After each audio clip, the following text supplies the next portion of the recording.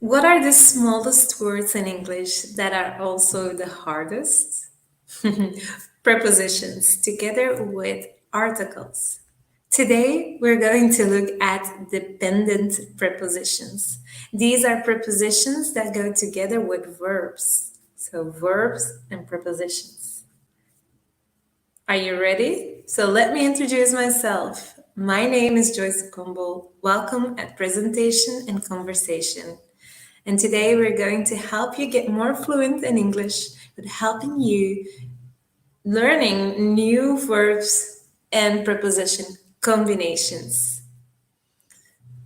Let's have a look at what I have today. So today you can see you can see here 3 sentences. But there are words missing. Can you think what words are missing? So if you know the word, type them and send it to me. I will give you a little bit of time to think.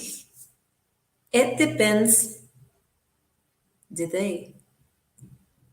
I'm arriving Budapest at 2:40. Paul invited me dinner ages ago. Ready to see the answers and to check if you are right? Ta-da! So it depends on I'm arriving in and Paul invited me to dinner. Well, it could be that with arriving, you chose arriving at. And you're right, arriving at does exist. But let us look at the difference. I arrived in Paris on Friday night. Here we will use the word in, the preposition in, because Paris, what is Paris? Paris is a city. So for cities and countries, we use the preposition in together with arrive. Arrive in. Oh. Now let's look at arrive at. I was very tired when I arrived at the hotel. We use at because the hotel is a specific place. We could say when I arrived at the train station or at school. So we use in for cities and countries, and we use at for specific places, buildings, like train stations. So write this down. This can really help you in coming across more fluent. Now, as you have noticed, the first thing is the verb. So we first use the verb and then, sorry, I am really having a hard time with mirroring, then the preposition. So we have verb and then preposition. Okay, so let's practice. And I will make it bigger for you. Here. I will give you a minute to try and find the prepositions for these sentences.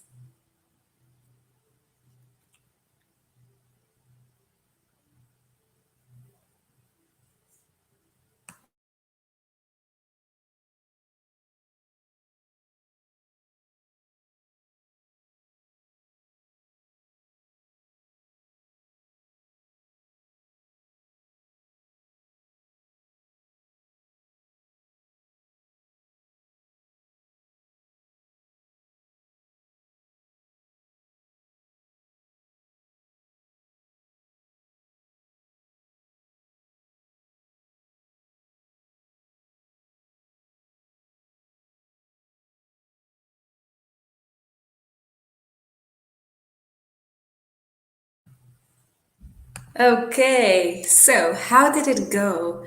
Let's check the answers. Ta-da! I hate waiting for. So waiting for. What are you going to do at the weekend or on the weekend? At when you're British, on when you're from America. It depends on the weather, on the day. I'm sorry, but I really don't agree with you. I asked for a chicken. Let's invite Debbie and Tim to the party.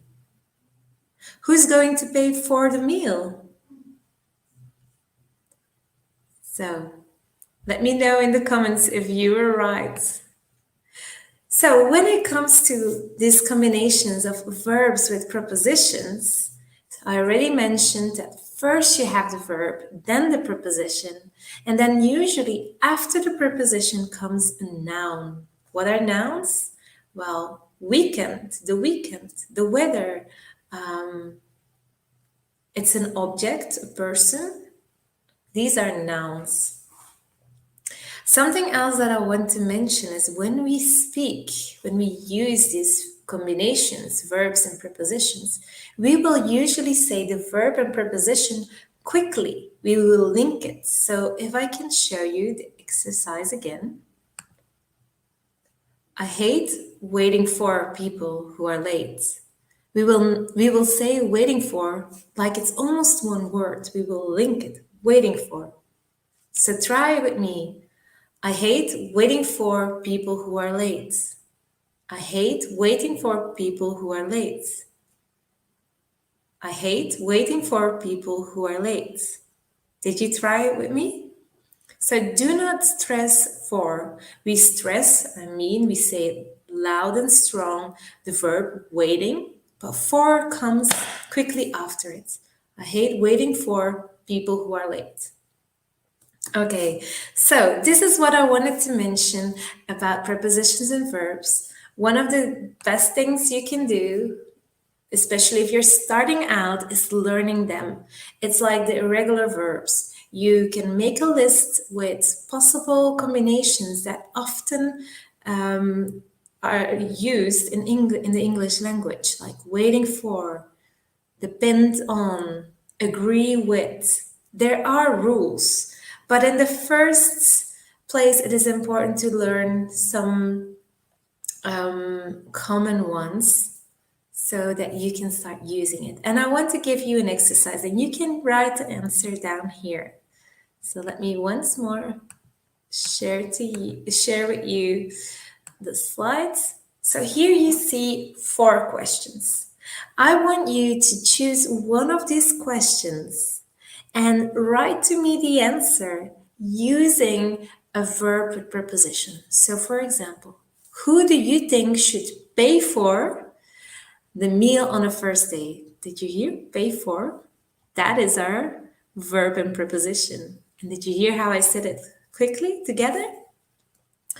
Well, I could answer, I think that the man should pay for the meal on a first date.